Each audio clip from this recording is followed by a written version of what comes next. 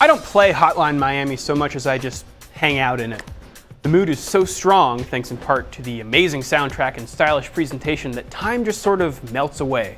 And it's just me, my horse mask, and those white-suited thugs that are just asking for it.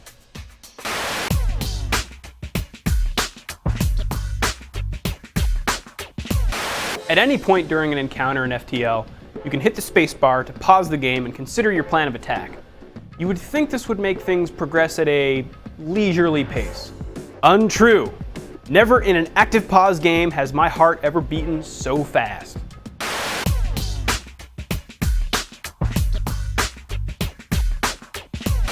No other game this year has managed to spark that specific feeling of nostalgia I have for the untamed wilds that were Half-Life 1 mods, quite like Chivalry.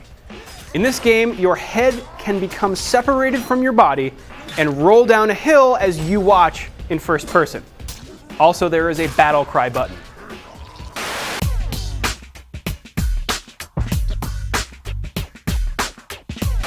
Playing XCOM, you can feel how complex it is. All those numbers crunching just beneath the surface. The beauty of it, though, is how simple the game makes it for you to manage and influence all this complexity. The big test of this for me was being able to play the first few hours of it, leave it for a few months, and then come back and not have to look up how to play or anything. The amount of strategy games that I can do that with can be counted on one finger.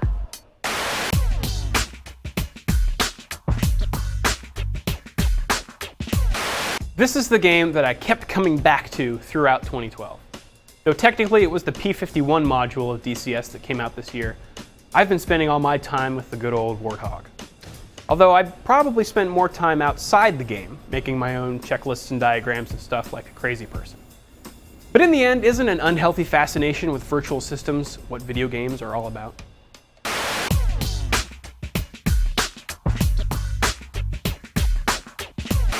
This is going to sound weird, but Journey to me is the video game equivalent of a home-cooked meal. Beautiful, it's got that loving, handcrafted feel to the gameplay and level design, and you can finish it in one sitting. Plus, it smells fantastic.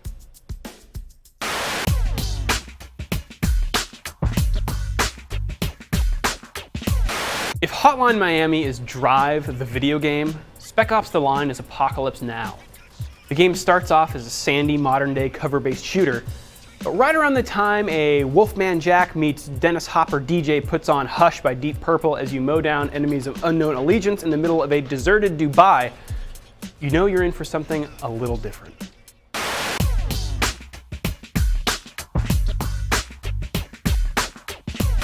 Diablo 3 is a different game than Diablo 2.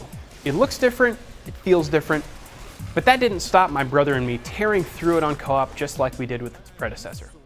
Combining skills and weapons and summons is still a blast, and that loot, oh that loot.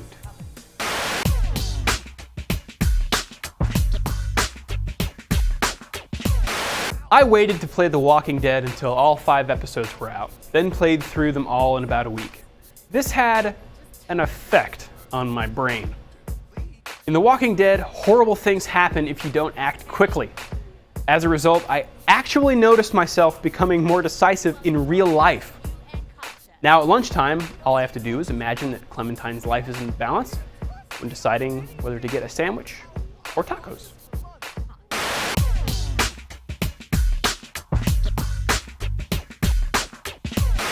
Yep, surprise. It's no secret that I'm a pretty big Halo fan.